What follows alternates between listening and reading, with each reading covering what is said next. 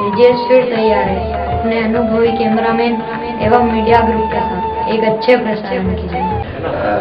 उनका ये विजुअल जो है और एक एक शख्स जो है एक एक पहाड़ है मैं चाहूंगा कि सब वहाँ से अपना नाम खुद इंडिकेट करके बताएं, कैसे परिचय मिल जाए। मेरा नाम है मेघा चौधरी और मैं जिस ग्रुप में भी हूँ और प्लस मेरा दैनिक जागरण। मेरा नाम है रानू और मैं अभी केवल स्टडी कर रही हूँ। रोनक गुप्ता। ओके, मैं भी गुप्ता हूँ।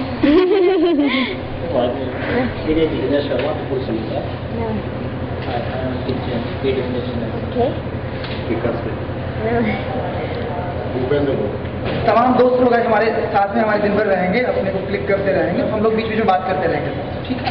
चलो हमने भाई सीरियल में किरदार को लेकर बताएंगे क्या मुश्किलें आई थी।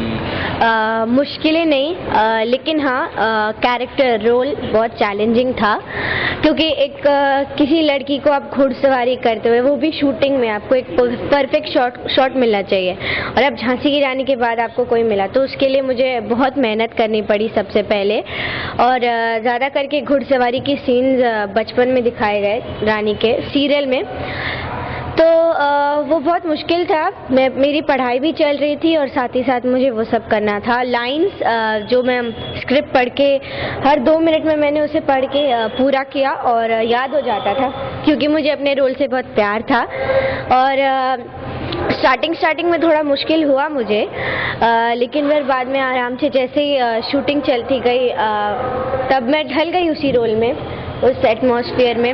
लोग बहुत अच्छे थे वहाँ, अगर मैं कभी घोड़े से गिर जाती तो लोग सभी भाग कर आ जाते थे मेरे पास कि तुम्हें चोट लगी क्या नहीं, लेकिन उन्हीं चोट से वही चोट खा कर फिर बाद में मैं मजबूत हो गई हूँ और आज अगर कोई मुझे कुछ कह नहीं सकता कि तुम यहाँ इस चीज़ में नाजुक हो, उस चीज़ में नाजुक हो। अब दिखने में तो दिखूंगी नहीं लेकिन अंदर से बहुत नाजुक बहुत वीर हूँ, मैं मानती हूँ क्योंकि मैंने झांसी की रानी का किरदार निभाया, अभी भी प्राउड फील करती हूँ और मैं चाहूँगी कि आगे भी अगर कभी हिंदुस्तान मेरा मुश्किल में पड़ा तो मैं वापस झांसी की रानी बन जाऊँगी। Thank you. आपको जब ये ऑफर मिला तब आपको कैसा लगा था? यहाँ आने के बारे में आपने क्या सोचा था? ऑफर यानी कि झांसी की झबुआ। वैसे तो मेरी शूटिंग ख़त्म होते हुए इसे 3 महीने हो गए होंगे, 3-4 महीने हो गए होंगे। तो हाँ, जब शूटिंग ख़त्म होने के बाद तो मुझे बहुत कुछ दिन के लिए मतलब बहुत रोई मैं कि मैं अधूरी हो गई हूँ अब तो। फिर बाद में जब स्कूल शुरू हो गया तो स्कूल में ढलते ढलते अब बहुत से दोस्त बन गए हैं, अब दोस्तों के साथ खेलने का समय मिला है, दोस्त बनाने का समय मिला और उसमें ढल गई थी। जब वापस इवेंट्स में बीच बीच में जाती रही, जैसे कानपुर झांसी गई, उधर बहुत अच्छा रिस्पांस मिला और अब जो है बहुत दिनों के बाद ये जो झबुआ का था तो मैं आना चाहिए और सबसे पहले तो मुझे पता चला राजन भैया ने मुझे बताया वहाँ पूरा एक जो होगा रथ में तुम्हें जाना होगा, वहाँ औरतें होंगी, माता का पूजा होगा वगैरह। तो एक्साइटेड थी, कभी ऐसे इवेंट में गई नहीं, जो अब मेरे लिए भी अच्छा ही है ना, मैं भी माता के इस आयोजन में साथ दूंगी। तो खुशी थी, डैडी ने हाँ बोल दिया और मैंने भी हाँ बोल दिया, मेरी मम्मी भी खुश थी। बस स्टडी और सीरियल के बीच कैसे तालमेल बिठा दिया? स्कूल तो इतना जा नहीं पाती थी, अब पूरे साल में मुश्किल से 40 दिन स्कूल गई, वो भी मेरे डैडी ने बहुत मुश्किल से प्रोडक्शन हाउस को बोलकर सिंटा वो सब बहुत से प्रॉब्लम्स हुए, लेकिन डैडी ने कैसे भी करके कहा कि मेरी बेटी को पढ़ाई करने दो। तो मैं बीच बीच में जाया करती थी ताकि स्कूल में जो चल रहा है उसके बारे में मुझे पता चल जाए। और हमेशा अगर घर से मैं सेट पर कभी जाती हूँ तो क्योंकि सेट पर से वापस आने का मौका कभी मिलता नहीं था, बहुत कम मिलता था, इसलिए मैं अपना बैग लेकर जाती थी। फ़ोन पे फ्रेंड से पूछा करती क्या है और नॉर्मली मैं हमेशा पढ़ाई नहीं कर पाती थी क्योंकि शूटिंग वाले मुझे छोड़ते नहीं थे। आपने देखा होगा एक सीन ऐसा नहीं होगा जिसमें मैं ज़्यादा करके ना रहूँ, तो एग्ज़ाम के टाइम पे प्रोडक्शन ने बहुत सपोर्ट किया। जब भी एग्ज़ाम आता था तभी मुझे पढ़ाई करने का मौका मिलता था, और बहुत बार तो मैं रो देती थी कि अब तो नहीं होगा, लेकिन मम्मी थी, पापा थे, उन्होंने मुझे बहुत सपोर्ट किया। फिर बाद में अब तो मैं 9th में हूँ। 8th बड़ा हार्ड गया मेरे लिए, और अब जो है 9th भी बहुत अच्छा जा रहा है। परिणाम कितना प्रभावित हुआ? हाँ? कितना क्या रहा? रिजल्ट सोचा नहीं था किसी ने कि मुझे उतना मिल जाएगा 8th में, क्योंकि तभी जो था शूटिंग, तभी हमारी सेट की शिफ्टिंग हुई थी। गुजरात से हम महाराष्ट्र के करजत स्टूडियो में शूट कर, जहाँ दबंग की शूटिंग हुई हमारे साथ हुई, तो वहाँ पर शिफ्ट हुआ था, और तभी मेरा एग्ज़ाम चल रहा था। तो वो जो रूट था गुजरात का, वो तो सबको पता चल गया था। अब रूट में, ये दूसरे रूट में ना बहुत प्रॉब्लम होता था, तो बहुत मुश्किलें आई, मुझे पढ़ने का मौका नहीं मिलता था। तब तो क्या ट्रैफिक था, ट्रैफिक में इतने शोर वोर होते थे, गाड़ी में, अब हम गाड़ी से जाते थे, नींद भी मेरी गाड़ी में पूरी होती थी, क्योंकि अगर यहाँ शूटिंग किया तो रात के 1 बजे से लेकर 4 बजे तक घर पहुँच जाती थी। 4 बजे तक पढ़ाई करनी पड़ती थी गाड़ी में ही, या सो जाना पड़ता था। फिर बाद में वापस तैयार होकर 6 बजे स्कूल निकल जाना था, तो सोने का मौका बहुत कम मिलता था, पढ़ाई करने का मौका बहुत कम मिलता था। तो किसी को लगा नहीं कि मेरा कुछ हो पाएगा। स्कूल तो सोचा कि भले इसका हो ना हो, हम लोग इसे पास कर देंगे, क्योंकि स्कूल का नाम हुआ है इससे, और स्कूल बहुत प्राउड है। लेकिन फिर भी जितना कर सकती थी मैंने किया, और 60% ला दिया, जो कि बहुत मुश्किल होता था 8th में, तो अच्छा फील करती हूँ। अब आगे आपका क्या रोल रहेगा? मतलब ये रोल आपका अभी 3 मंथ से खत्म हो चुका है, अब आगे क्या रहेगा? एक्चुअली ऑफर्स बहुत आए मुझे फिलहाल तो, लेकिन अब झांसी की रानी का किरदार करने के बाद अगर मैं एक ऐसा रोल कर दी थी, चुलबुली नाजुक सी लड़की, या कोई प्रेम कहानी में करना, वो अजीब नहीं होगा। फिर लोगों को लगेगा अरे जो किरदार बन गया था सबके दिन में, अब वो मिटना नहीं चाहिए।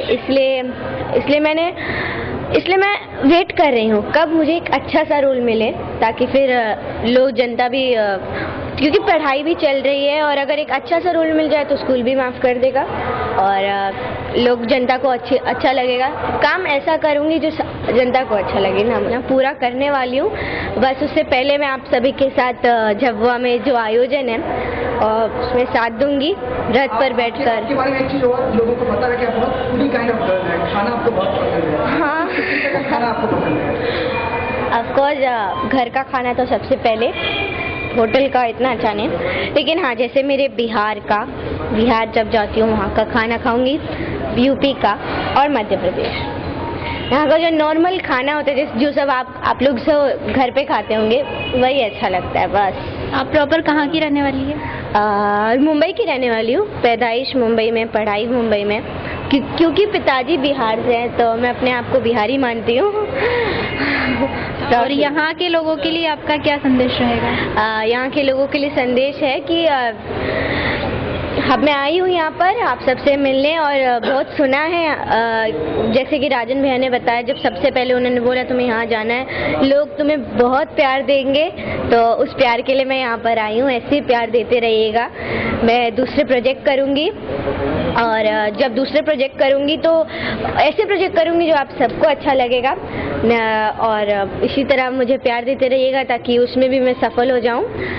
तो आपने जो अभी मुंबई और बिहार की बात बोली है, सवाल आपसे कि इन सब के चलते कहीं आपका बचपन तो नहीं खो रहा है, उस पर तो कोई इफेक्ट नहीं पड़ रहा है? नहीं, आप अगर पूछेंगे मेरे सेट पे, अब तो ये 9th स्टैंडर्ड, इसलिए थोड़ा हो गई हूँ पढ़ाई के मामले के साथ।